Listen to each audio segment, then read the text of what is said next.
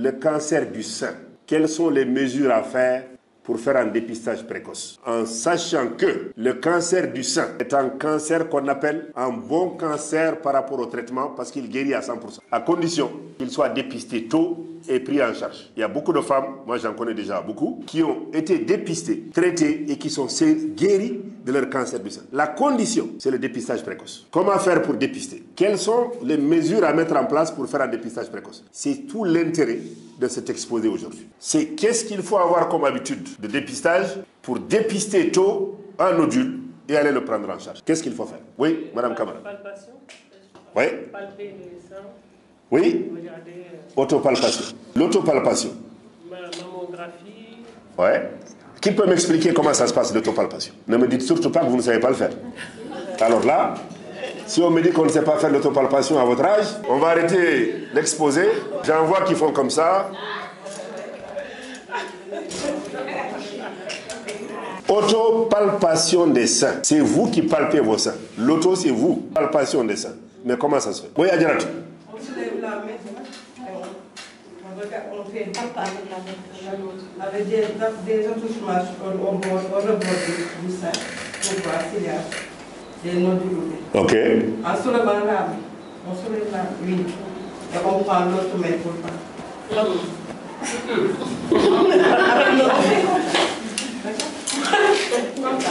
D'accord, très bien. Et quand vous finissez, vous faites la même chose de ce côté. Ok, très bien. D'accord, ok. C'est bien. Il y a une étape qui précède ça, mais celle-là, elle fait partie de la démarche d'autopalpation. Il y a une phase qui précède cette phase-là. Qu'est-ce que c'est? On peut utiliser les deux mains aussi, hein. C'est-à-dire palper comme ça, partout sur tout le sein avec les deux mains. Avec les bouts des doigts et bien faire remonter bien tout le sein entier avec les deux mains. Ok. Ça renforce ce qu'elle a dit. Ouais. Alors, la méthode d'autopalpation, elle devait commencer. Il faut donner l'information à vos enfants, à vos filles, dès qu'elles voient les premières règles. Ça ne commence pas à 50 ans. L'autopalpation commence à partir du moment où la jeune fille commence à voir ses premières règles. Et ça ne s'arrête pas tant que la vie de la femme existe. Tous les mois, à la fin du cycle menstruel, les règles arrivent, ils sont arrêtés. La femme se met devant un miroir. La première étape de l'autopalpation, c'est l'auto-observation de ses seins. Vous vous mettez devant le miroir, vous regardez votre poitrine face au miroir. C'est cette poitrine qui va vous montrer l'image de vos seins, la symétrie, le volume. S'il y a quelque chose de particulier, vous allez identifier à travers le miroir. Donc quand vous vous habituez à regarder vos seins à travers le miroir, un jour, lorsque vous êtes devant le miroir, vous voyez quelque chose qui apparaît qui n'existait pas le mois passé, c'est suspect. Donc la première étape, c'est l'auto-observation. Vous vous mettez debout devant le miroir, vous regardez, vous prenez vos deux mains derrière la nuque, devant le miroir, vous regardez. Les deux seins montent ensemble, ils sont à la même hauteur, ils ont le même volume, ils ont la même structure, ils ont la même forme, les mamelons sont strictement les mêmes, il n'y a pas de différence. Maintenant, quand vous êtes devant le miroir, vous voyez qu'il y a un sein qui est plus descendu que l'autre, un sein qui est plus volumineux que l'autre, un mamelon qui est rétracté par rapport à l'autre, un mamelon qui sort du jus, c'est pas normal. Maintenant, quand vous finissez cette étape d'observation du miroir, la deuxième étape, c'est la palpation. Les mains encrochées, on appelle ça les mains en doigt d'accoucheur. Le mieux, c'est de se mettre en position couchée sur un plan dur pour mieux palper. C'est pas sur le matelas, de préférence sur une natte, sur le carreau, en plan dur. Et avec ça, vous allez voir vous allez palper de manière concentrique, circulaire. Vous commencez par la partie extérieure. Vous palpez, vous palpez, vous palpez. Vous venez au niveau du mamelon. Donc, vous faites des mouvements circulaires sur tout le sein, de l'extérieur vers le mamelon. Vous palpez jusqu'au mamelon. Arrivé au mamelon, vous exercez une pression sur le mamelon. Vous expressionnez vos mamelons pour voir si rien ne sort. Quand vous finissez cette étape, vous allez palpez votre aisselle à gauche et à droite. De la même manière avec vos seins, vos mains en doigt d'accoucheur. Et vous voyez s'il y a rien. S'il n'y a rien, c'est parfait. Le mois, il est bon. On attend le mois prochain, la fin des règles. Voilà ce qu'il faut faire. Lorsque vous faites de cette méthode une méthode mensuelle, rien ne vous échappera par rapport à l'apparition d'un signe pathologique qui ne passe pas inaperçu. Mais si vous attendez une fois tous les 40 ans pour faire ça, déjà, vous avez du mal à identifier parce que vous ne connaissez pas particulièrement votre sein. Vous n'êtes pas habitué à le regarder. Il est apparu quand? Le mois passé, il y a un mois, il y a 2 mois? Vous ne savez pas. Alors que si vous avez l'habitude de le faire tous les mois, au pire des cas, il y a 1 mois d'intervalle entre la dernière fois que j'ai palpé et l'apparition de ces signes. Vous allez voir le spécialiste, il fait la ponction, il fait la biopsie, il fait l'écho ou il faut la mammographie. Les résultats viennent, on vous dit c'est un nodule, c'est un fibrome, c'est un abcès ou c'est un carcinome du sein. Dans tous les cas, même si c'est un carcinome du sein, c'est comme ça qu'on appelle le sein, le cancer, s'il est pris en charge, il guérit. Il guérit à 100%. Et surtout que, grâce à la recherche, c'est important de le dire parce que il y a des gens qui passent toute leur vie pour chercher à traiter les cancers. Leur dada, c'est ça.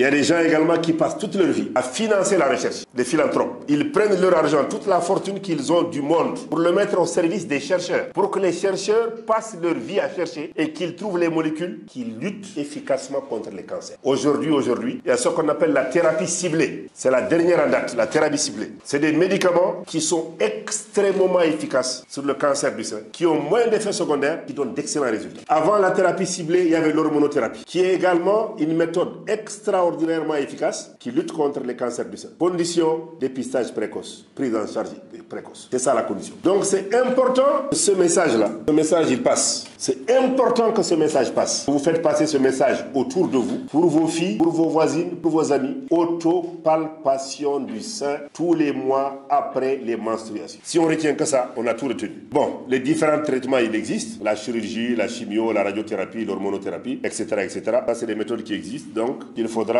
Alors, maintenant, il y a différents protocoles, on ne va pas insister. Ça, c'est ceux qui soignent, qui vont déterminer quelle méthode il faut utiliser pour le traiter, en fonction de l'âge, du confort de la malade, du statut, de l'atteinte des ganglions, etc. Il y a un certain nombre d'éléments qu'on met en place qui permettent de déterminer la prise en charge. Quelle méthode de prise en charge on va faire? Ouais, les moyens thérapeutiques, on en avait parlé tout à l'heure. Ok, donc, on a fini avec le cancer du sein. On va passer aux questions, aux discussions. Si on finit avec, on passe à la deuxième étape. Et la dernière, c'est le cancer du col de l'utérus. Donc, cancer du sein, voilà ce qu'on devait dire par rapport à ça. S'il y a des questions, on est à votre disposition. Si vous avez des choses à ajouter, on est là pour ça. Oui, Madame Camara. Oui, j'ai vu, il y a un phénomène de mode des Américains. Maintenant, ils font l'ablation des seins pour éviter tout ça. Pour refaire? Ils font carrément l'ablation des seins. Oui. Pour éviter... L'ablation du sein pour éviter... Ça, c'est une... Ça, c'est les Américains. Moi, ça, c'est une extravagance. C'est-à-dire, on a dit, dans les chiffres, une femme sur 8, dans l'épidémiologie, quand vous prenez dans le monde, une femme sur 8, elle présente un cancer ou elle présentera un cancer du sein. Donc, les 7 femmes qui ne présenteront pas de cancer, et si elles vont enlever leur sein alors qu'elles ne présenteront pas de risque de cancer, à quoi bon? Ça ne sert à rien. Au lieu d'aller faire une ablation chirurgicale des seins préventive, il faut agir sur les facteurs de risque dont on a parlé. Il faut dire aux Américaines d'arrêter de consommer l'alcool, d'arrêter de fumer. C'est une des populations les plus obèses au monde se retrouve aux États-Unis. Le surpoids, la proportion de surpoids aux États-Unis est extraordinaire. Donc, les facteurs, tabac, alcool, surpoids, ils n'ont qu'à lutter sur ça. Voilà les facteurs sur lesquels, les leviers sur lesquels, s'ils arrivent à lutter sur ces leviers-là, on baisse la courbe de progression des cancers du sein. On n'a pas besoin de faire l'ablation. L'ablation du sein, elle existe dans la prise en charge de traitement. Mais c'est une phase vraiment, voilà, une phase avancée du cancer. On enlève le sein, on enlève les ganglions, on fait la chimio, la radiothérapie, après bon, voilà. Ça peut arriver, mais on ne fait pas une ablation de sein comme méthode de prévention. Ça, c'est une extravagance des États-Unis. Comme ils savent le faire, ben voilà, ils savent être extravagants. Ce n'est pas une solution. Ouais, autre question, remarque? Généralement, ici au Sénégal, l'ablation des seins, c'est pas réussi. Ce n'est pas? On ne réussit pas généralement l'ablation des seins. J'ai pas compris. Elle a dit l'ablation des seins? Et dit en général, l'ablation, c'est quand on arrive à cette ablation, c'est foutu en fait. On ne réussit jamais, on n'a pas le résultat attendu. C'est des stades évolutifs. Le cancer, on parle de stade 1, stade 2, stade 3. Même dans les stades, il y a des sous-stades. Alors quand tu arrives à un moment où c'est un nodule, parce qu'au niveau du sein, il y a un réseau de ganglions. Les ganglions sont faits pour défendre l'organisme contre l'envahissement extérieur. Lorsque vous avez un cancer qui a envahi le sein, qui a pris beaucoup de ganglions, on se rend compte qu'il est assez étendu. C'est là où se joue le traitement. S'il est assez étendu, qu'il a pris beaucoup de ganglions, qu'il se dissémine, on a fait la radiothérapie pour diminuer le nombre de cellules, on a fait la chimio, on a fait l'ablation pour enlever la tumeur mère, mais qui a des risques d'insémination. On enlève tout le sein, on enlève les ganglions qui sont à côté. On fait la radiothérapie pour tuer les quelques cellules qui restent. Ça marche. Il y a des cas où ça marche. Même au cas où ça ne marcherait pas, si le stade est avancé, il y a une période de survie. Quand tu arrives en stade avancé du cancer et que le traitement, tu l'as entamé, tu peux ne pas guérir du cancer, tu as un délai de survie de 3 à 5 ans. Ben, au bout de ces 5 ans, écris ton testament. Mais il faut dire aussi, la question des femmes, c'est que les gens s'y prennent tard. Ah oui, au Sénégal? Très, très tard. Quand ils arrivent, c'est que c'est effectivement, il y a des métastases, c'est parti très loin. Donc on essaye et puis les gens ne vont pas jusqu'au bout. C'est exactement ça le gros problème dans les sociétés, dans nos sociétés. Les gens ne viennent jamais à la consultation quand il faut. On commence toujours par aller chez le guérisseur, chez le marabout, chez le sorcier noir, allez exprimer pour voir si tout va bien. Là, vous n'allez pas être surpris par l'apparition de quelque chose que vous n'avez jamais vu. Et après, très tôt, il y a tout ce qu'il faut ici. Hein. Tout ce qu'il faut. La radiothérapie, la chimiothérapie, la chirurgie élargie, l'hormonothérapie. On a des cancéros qui font tout. À Dalal Jamm et à Dantec. Dantec est fermé. Le service a été transféré à Dalal Jamm. Mais il y a tout ce qu'il faut pour la prise en charge. Donc notre quotidien, c'est le suivi des femmes, c'est les accouchements, c'est les naissances. Voilà. C'est de faire ce que nous pouvons pour que les femmes ne tombent pas malades. C'est notre dada. La stérilité. La stérilité. Les femmes ont du mal à avoir... C'est un gros motif de consultation chez les femmes parce qu'en Afrique, dans notre société particulièrement, je ne dis pas on se marie pour les enfants, mais les enfants font partie c'est une partie importante dans la vie des femmes mariées et des hommes mariés. Donc quand vous êtes marié, vous n'avez pas d'enfants, c'est la société qui vous regarde, c'est la belle-mère, la belle famille qui vous regarde, c'est les voisins et les voisines qui vous regardent. Un œil inquisiteur pour vous dire que vous êtes marié depuis 6 mois, vous n'avez pas d'enfant, comme si l'enfant est accroché à votre robe, quoi. Bon, c'est la société, il faut faire avec. Mais on ne se marie pas que pour les enfants. J'aimerais savoir comment faire pour faire la différence entre un abcès aux aisselles et le nodule dont vous venez de nous parler qui est cause de... Entre un abcès du sein et un nodule suspect. Alors, un abcès, c'est une collection de liquide à l'intérieur. Ça peut être du puits en général, c'est du puits à 80%. L'abcès, il est bien collecté, bien arrondi, bien limité. Il est chaud au toucher. Le nodule, il est dur, il est irrégulier. C'est-à-dire, le contour n'est pas uniforme. Alors que dans l'abcès, vous avez un contour qui est régulier. Et comme vous avez l'impression d'avoir un ballon et du liquide à l'intérieur, on appelle ça, il est rénitant. Donc la consistance est une consistance plutôt molle. Et c'est régulier. Mais, j'ai dit mais, ne vous hasardez pas, vous, à poser le diagnostic de c'est un abcès, c'est un nodule, c'est un kyste. Vous ne pouvez pas le savoir. Allez chez le spécialiste qui vous fera, même le spécialiste sera obligé de faire des analyses complémentaires pour faire la part des choses. Si vous ne faites pas ça, ça relève de la sorcellerie. Moi je vous regarde, je dis c'est un abcès, ça il faut être un sorcier africain, sinon c'est pas possible. Ah oui. Comme je me faisais une palpation, j'ai trouvé un nodule, j'ai dû aller consulter. Oui. Moi j'ai pas attendu, c'était assez petit, donc je suis partie consulter ma gynécologue. Elle m'a fait faire une ponction. Oui, logique. Voilà, et c'est à la suite de la ponction où on s'est aperçu qu'en fait c'était juste un kyste. Ah ben voilà. Cancéreux. On l'a laissé tel quel parce que c'était très petite. Par contre, l'année suivante, comme ça avait grossi et ça commençait à être assez volumineux, j'ai fait enlever. Voilà. Ah ben voilà. C'est exactement ça qu'il faut faire. Je n'ai pas attendu. C'est parfait. Je savais pas ce que c'était. C'est parfait. C'est ce qu'il faut faire.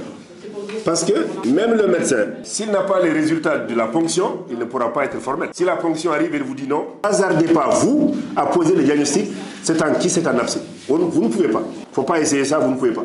Voilà, ça c'est clair. Autre question? Oui? Quand vous parlez de certaines méthodes contraceptives qui sont risques de cancer, est-ce que vous pouvez nous citer ces méthodes-là? Et autre chose, est-ce qu'on peut traiter le cancer du sein sans enlever le sein? Aussi, est-ce que si toutefois le cancer est guéri, est-ce qu'il peut revenir encore? Ok, bon ben c'est bien, ça c'est de bonnes questions. Première chose, elle a dit, on a dit contraception. Il y a des pilules qui sont sur le marché. Je ne veux pas citer de nom de pilules, parce qu'après je vais en prison. Je n'ai pas envie d'aller en prison à cet âge-là. Mais les pilules, parce qu'il faut faire la part des choses. Il y a des pilules qui contiennent que de l'œstrogène, c'est une hormone. Il y a des pilules qui contiennent que de la progestérone, c'est une hormone. Il y a des pilules qui contiennent les deux. Généralement, c'est les meilleures pilules contraceptives, c'est la combinaison des deux. Mais comme je vous ai dit, l'œstrogène, cette hormone-là, on définit comme étant l'hormone de la femme. L'œstrogène, c'est l'hormone de la femme. Celle qui permet les règles, celle qui embellit la peau, celle qui protège les os contre les fractures, c'est elle qui fait tout, c'est elle qui fait que la femme est femme. C'est l'hormone de la femme, c'est comme ça qu'on l'a défini. Mais cet oestrogène, à l'état naturel, elle est sécrétée par les ovaires. Les ovaires sécrètent tous les mois une quantité d'estrogène et une quantité de progestérone. Maintenant, les laboratoires fabriquent des estrogènes et des progestérones de synthèse, c'est les pilules. On les combine. Quand on les prend, tant qu'on les prend, il n'y a pas de grossesse possible, on freine l'activité des ovaires. Maintenant, c'est les pilules qui sont à la place des ovaires. Les ovaires se mettent au repos parce que ce qu'ils fabriquent est apporté par les pilules. C'est ça la technique de la contraception. Mais lorsque vous utilisez ces combinaisons pendant plus de 5 ans, au-delà de 5 ans, ce n'est pas 1 an, 2 ans, 3 ans, non. On dit quand vous les prenez de manière continue,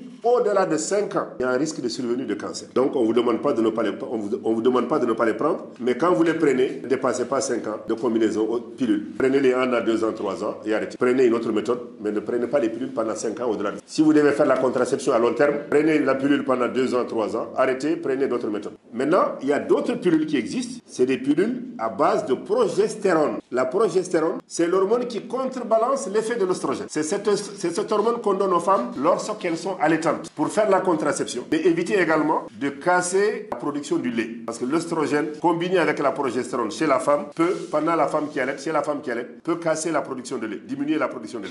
Donc quand une femme allaite, là, généralement, quand on la met sous contraception, on lui donne des pilules à base de progestatifs ou de progestérone. L'estrogène, je vous ai dit l'exemple de la France avec le Distilbène. En 1948, on croyait bien faire. Mais c'est la recherche. Le prix de la recherche, il faut faire la recherche, trouver des éléments, avoir assez de recul pour juger de l'efficacité de la mode. On se rend compte au bout de quelques années que la synthèse, le médicament qu'on a synthétisé, il est cancérigène.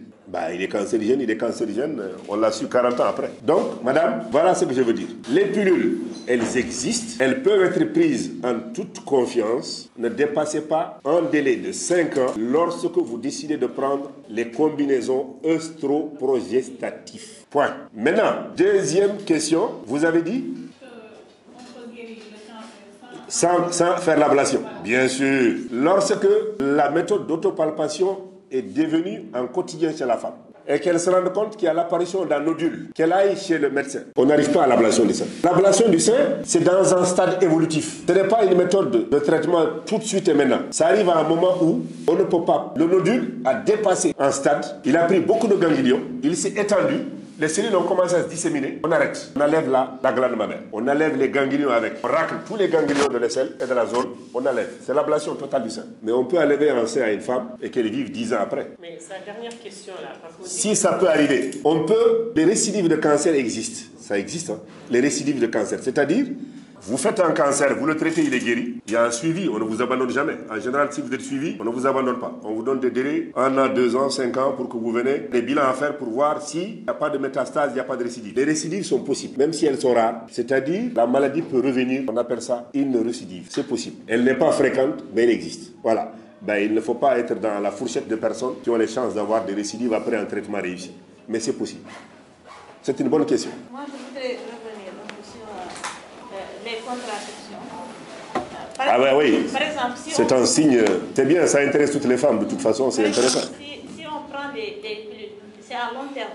Mais on prend pas de manière continue. On prend 2 mois, 3 mois, on arrête. Après encore, l'autre année, on prend 2 mois, 3 mois, on arrête. Mais ça, on peut le faire. Merci beaucoup. Pendant longtemps. Est-ce que ça c'est des risques de cancer? Alors, je vais apporter une réponse pour que les choses soient claires dans la tête de tout le monde. Quand on dit traitement continu, c'est sur 5 ans sans arrêt. Alors, comment la recherche est arrivée à savoir, c'est arrivé que les œstroprogestatifs sont cancérigènes. De plus en plus, la population mondiale vieillit. De plus en plus, les femmes, les hommes vivent 80 ans, 60, 70 ans, 80 ans. Alors, l'âge de la ménopause étant autour de 40 et 50 ans, imaginez, lorsque la femme arrive à l'âge de la ménopause, les règles s'arrêtent. Il y a des femmes chez qui la ménopause est silencieuse, elle ne fait aucun bruit. Vous êtes ménopausé jusqu'à la fin de votre vie, vous ne sentez même pas que vous avez une ménopause. Par contre, il y a des femmes qui ont des ménopauses extrêmement difficiles.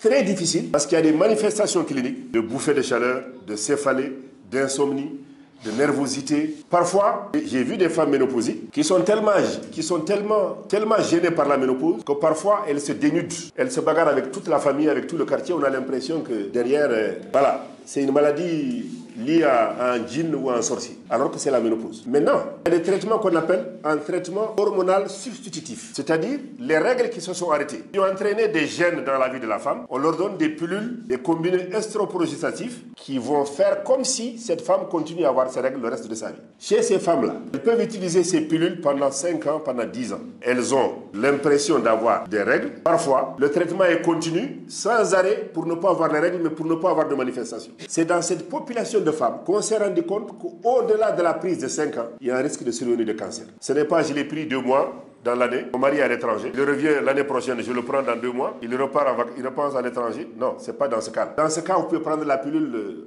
toute la vie. C'est pas dans ce cas que le problème se pose. C'est dans le traitement à la œstroprogestif de manière continue sur plus de 5 ans. Ok? Donc, pas de panique. Pas de panique, continuez à prendre les pilules, mais ne prenez pas les pilules comme si on traitait la ménopause sur 5 ans ou sur 6 ans ou sur 7 ans.